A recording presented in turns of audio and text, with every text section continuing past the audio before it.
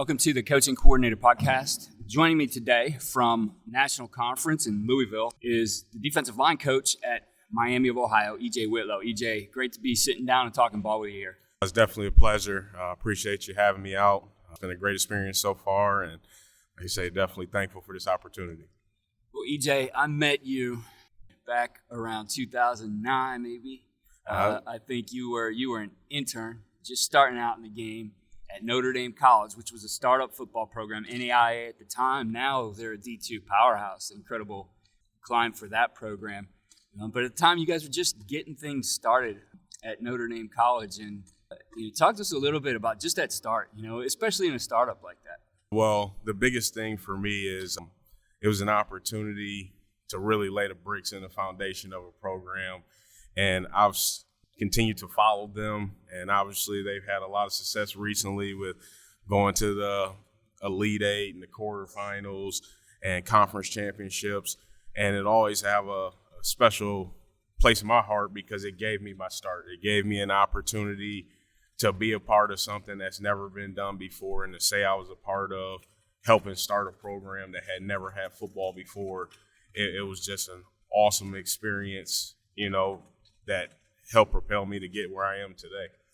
And in that experience, you guys, it was a tight staff. I remember coming over there and just clinicking with you guys. But, in that, though, with that startup, there wasn't necessarily the biggest budget. And you guys had to get things going, which means for everybody there wearing a lot of hats. So, as you are, I guess, dipping your toe in the water, Coach, and you kind of more jumped in head first there, what were the things you learned in the first days of being a football coach, college football coach, that really impacted you and were big in your development to where you are now? The biggest thing I would say is many hands make light work. Like you talked about, we didn't have a ton of resources, so it wasn't just about X's and O's and coaching ball. There's times where you're out painting the field, and I joke with my GAs and other coaches I work with, just the grind that you had to put in with other guys, and everybody had to lean on each other and be okay with that. And I think that was one thing about our staff, was super close-knit, super tight, and they're guys that I consider friends for life, and I still talk to them all the time just because of the relationships and bonds that we built during that time of starting that program. When you guys started that program, everybody really has – the full-time guys there and, the interns too. Everybody kind of moved on to bigger things now. Another intern with you now is the head coach of that program. And, I know you and I know Mickey really well over there, Mickey Mental, the head coach at Notre Dame. In fact, Mickey, before he went there as the intern, was coaching high school ball with me the year before I went to college ball. And, it's just interesting to see the growth, so we were both talking about it yesterday, Mickey doing it. And then, we're looking at the track you had. So you left Notre Dame College, had the opportunity to go to Grand Valley State, and you guys had made the transition to D2 over there. But Grand Valley State, is a powerhouse in Division II, has been for a long time. What was it like then to go from a place where you guys are scraping and scrapping, wearing all kinds of hats, doing everything that's needed to be done, to a place like Grand Valley State? It was definitely an eye-opening experience when I made the transition from Notre Dame to Grand Valley. Just, again, the resources, the budget, and the support system that you had at Grand Valley State. Because like you said, it's a Division II powerhouse, and had an opportunity to compete at the championship level and win a conference championship, and compete at the Final Four throughout the playoffs. And so that was just a big thing of opening my eyes and saying, hey, okay, maybe this is what college football is all about at the Division II level. And it was a great experience there, and I really enjoyed my time there as well.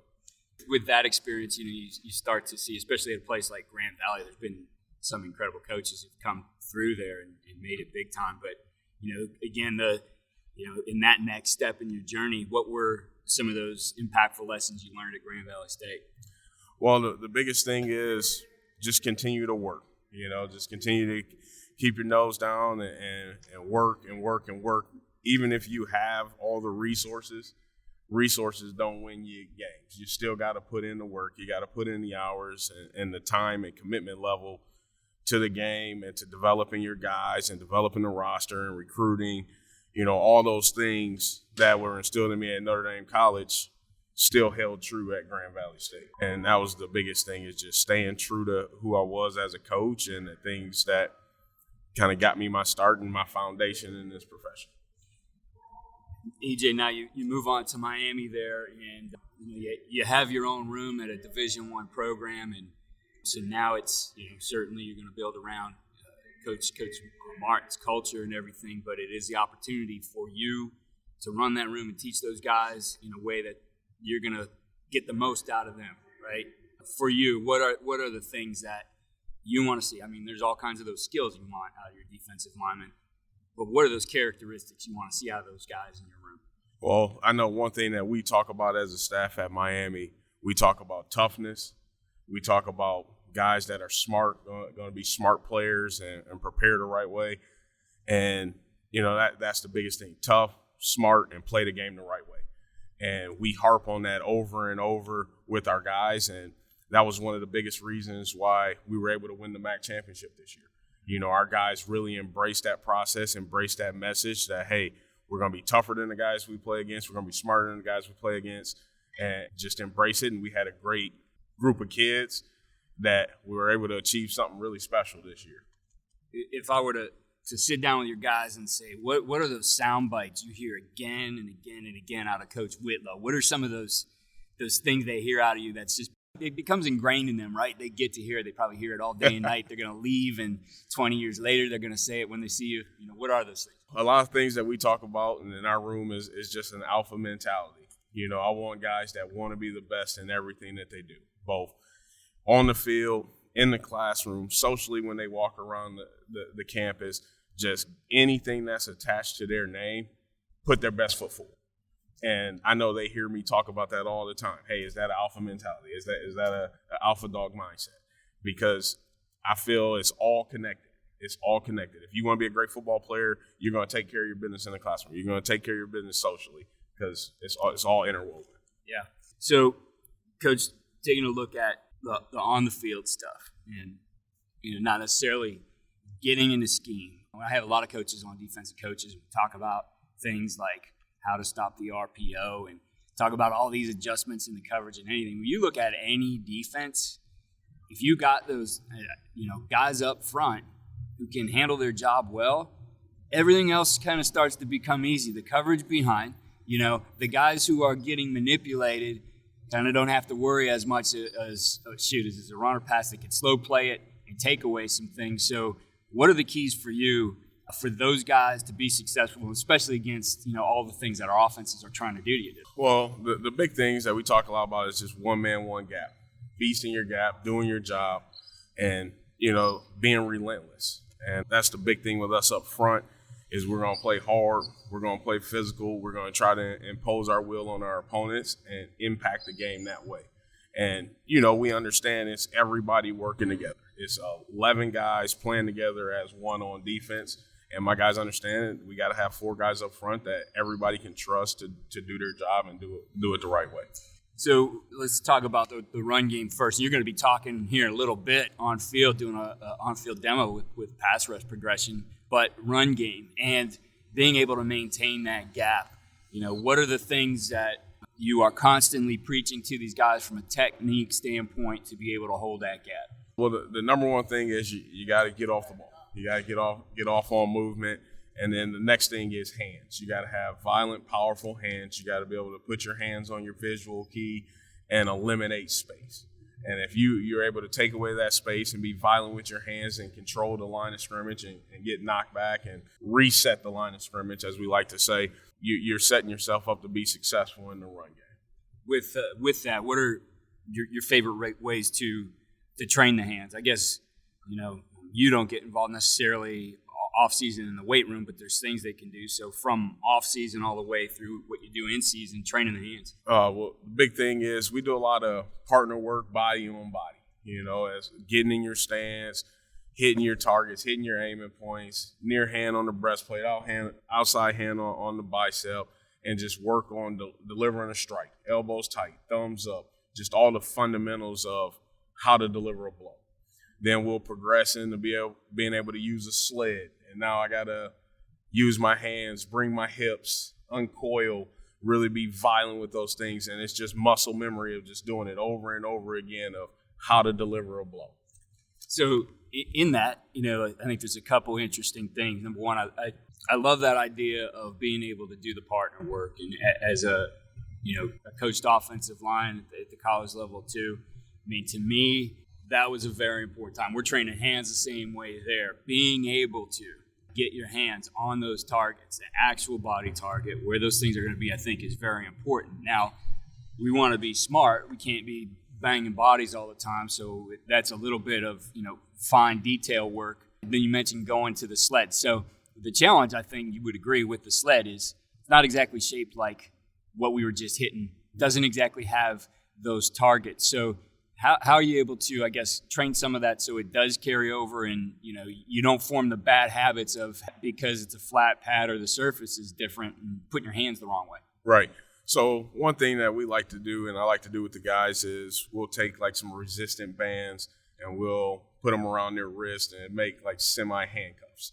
And that way it keeps their hands tight, because you are right. When you're on the sled, guys' arms, their elbows will kind of flare out. They'll get in that natural like bench press type posture. Right. And everything with up front in the trenches is tight, violent hands. Yeah. So we, like I say, I'll make those handcuffs for them, and they'll work on strikes, keeping their hands tight. And then we'll also take some time. We'll use pop-ups as well, because it's a little bit narrow cylinder. Put it against a wall and work on delivering strikes through the pop-ups as well. Just constantly, just from doing it with a partner, doing it on the sled, doing it on the pop-up, just constantly changing the surface for them. But the biggest thing is elbows tight, thumbs up, and delivering a blow violently. With that, as you're starting to hit the sleds and the other things where you can really deliver that blow, because it's not a person, you guys aren't banging each other up in practice, the hips become very important in that equation, right? So there's that transition when we were working drills here with our hands, but now those hips got to drive those hands, right? How do you get them to focus, and how do you train popping those hips? We always say it all the time. You hear coaches on the field saying, use your hips. So how are you training that? Yeah, the biggest thing, we'll start off and, down on all fours, probably just like every D-line coach in the country. And the biggest thing is have them understand and be in tune with their body and really harp on it. Hey, do you feel your hips here? Because, again, as you do multiple reps, guys will be able to get to the point where they can start to coach themselves. And if you are constantly talking about the same points, roll your hips, roll your hips, roll your hips. Do you feel your hips rolling? You may put your hand on the small of their back and help it kind of guide their hips through for a little bit, kind of almost like riding a bike with the training wheels. Give them the training wheels, and then you eventually take it off, and now they're able to just coach themselves and feel their body move. Coach, looking at just the way you're placing your personnel too, and the way you use your defensive linemen, there's certainly different variations in the body types you're going to use at your four positions across the line, as well as maybe that skill set too. Just talk us through your 4D linemen, and I guess the little variations you might see in that type of personnel. I know you get to recruit, and sometimes you get that guy perfectly. Other times, it's looking for a guy who maybe has a certain thing. What are those things for you? Yeah, the biggest thing for us, and we talk a lot about as a defensive staff, there's no cookie cutter formula for building your roster. Mm-hmm. The things you got to talk about is, what is this guy's elite traits? Does he have elite length? Does he have elite speed? Does he have elite get off? That's the number one thing. Find out what his elite traits are. And then the next thing is he a guy, especially on the defensive side of the ball, that loves to run and hit? Because if you have a guy that loves the pursuit of the football and loves to get to the rock and tackle people when he gets there, that's defensive football. No matter if you're 6'5" or 6 foot, run and hit. So those are the things that we really, really hone in on. What's his elite traits? Does he love to run and hit? And then what type of person is he? Is he a guy that loves the game of football? Is he going to be tough? Is he going to be smart? Is he going to be willing to prepare? He's got to start to check those boxes. Right. And that's how you start to build your roster. When you're looking, though, at the physical characteristics, I know on the outside you want those guys who are a little bit longer, right? Are going to get into those, play long on those big defensive tackles or offensive tackles, I should say. The inside guys seem to be always a little bit squattier. As you look at that, what helps you set apart, aside from the characteristics that you're looking for? Boy, this guy really fits what we need right here, inside or outside. Yeah, and like I say, the big thing on the outside, like you kind of hinted on, you love length. You love guys that have long arms, and and the biggest thing is pass rush ability. I know the game is a lot of RPOs, so on first and second down, those guys aren't able to pass rush. But when it's money down and you got to get off the field, it's ideal if you can have 4 guys up front and you don't have to manufacture a lot of pressures or anything like that. You can get some guys that are long, can get off the rock and get on edges and disrupt quarterbacks. Inside, you like guys that your 3 technique, you like a guy to be a little bit more athletic. Maybe a guy that was a DN that grew into a 3 technique, but a guy that has some pass rush value because he'll get some one-on-one opportunities, but still stout enough and physical enough to play in the run game. And then your nose, you need a guy that can own the A-gap. Because a lot of times when you get in your third down stuff, that guy's coming off the field anyway. So you need that guy to be able to be stout and hold down the A-gap for first or second down. When you guys are looking at some of the things you do up front, how big is movement to you? You guys like to move your guys a lot? We play a lot of base. Mm-hmm. We pride ourselves on just being fundamentals and one man, one gap. The backers know where the guys up front are going to be, and we're going to tighten down. We're going to take air away, and we're going to smother you in the run game. And then we'll change up every now and then with some movement, but we hang our hat on being able to line up, play our base defense, and play it harder than our opponent longer. Being able to hold that gap is important. The thing I see often is, especially looking at high school ball, and I help our local high school team out a little bit and break down their film, the movement part, right? Some people can do it really well, and other people, when they move, don't understand how to hold the gap they're moving to, right? So when you move, I think that's a challenging part, right? You got momentum going. Mm-hmm. That offensive line right now more and more is becoming about distortion, and we're going to let you move, and we're going to keep you moving. We're going to move you out of where you want to go. So what are the keys to making sure that when you do move, you're still able to hold that gap you're moving to? I think the biggest thing is pad level. Mm-hmm. A lot of times when guys move, their pad level gets high, their base gets really narrow, and then, like you said, offenses nowadays are just kind of catching and waiting and absorbing. So when you do move, you got to move with a purpose. You got to move with, hey, I'm going to be lower than this guy. I'm going to get off the rock just as hard and as violent as I would if it was 3rd and 10. And then you got to understand that, one, you got to be relentless in getting there. There's a lot of times when you turn on the tape and you watch guys move, they abort the mission. Right. They don't understand the big picture of, hey, why we're moving, or, hey, we're bringing this guy off the edge. The worst thing you can do is just make sure you get it back to him. And just understanding the big picture when you move. And right. I think that goes a long way too. Yeah, tackling, you mentioned that. Guys who want to run and hit, tackling is certainly a part of every defensive position. What I like about just how tackling is starting to be coached right now, everybody used to just teach tackling in the circuit, and it was almost a one-size-fits-all approach. And you see guys, maybe who are never going to make that type of tackle working that type of tackle. So you have to be prescriptive for what your guys are going to do. What kind of tackling drills do you like to do with your guys? So we work a lot. We do the profile tackling where you old school chest a guy up. Then we also work the gator roll tackle where you got an angle and you're going to be low and you're going to wrap and squeeze and roll proper head leverage, keep your head out of the work and get a guy down. Because like you say, when you turn on the tape, there's a million different types of tackles, million different angles that guys are coming in. So you can't just, again, have a cookie cutter way that you tackle. Yep. So every guy on our defense, from our defensive line all the way to the back end, are working on all the different angle tackles, profile tackles, gator roll tackles, because you never know when they're going to be in that situation. And our thing is we want to prepare them for any type of tackling situation that they get themselves in. How do you guys work? Just the whole idea. Your guys all the time, unless they're able to, blow a gap and just be there one-on-one, they're making tackles where somebody's trying to stay attached to them, block them. They've got one arm to do it. What are the keys to those guys being able to make those tackles? And, again, you do it on level one. I mean, you're taking a lot of heat off of everybody on the back end who, is trying to be manipulated now. Yeah, so the number one thing that we talk about is block destruction. And again, that's something that we talk in all three levels of our defense. It's not just okay to stay blocked.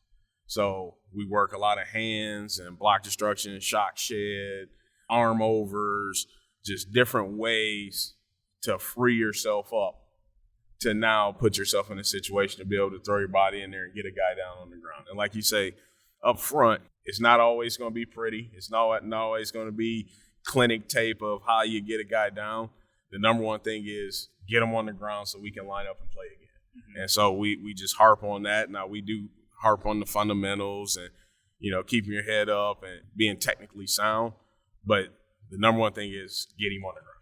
With your talk here today, the one unique thing I think we do at our national conference, we have 2 live fields set up here. You're probably going to see more live field stuff here than you will stuff that you sit in the classroom and look at schemes. So we've really put a focus on that. So you're about to go here in 20 minutes or so and talk about pass rush progression. So talk us through just, we don't have the visuals here, but talk us through the coaching points that you're going to go over here. So the number one thing that I'm going to talk about, or the first thing I'm going to talk about, is stance.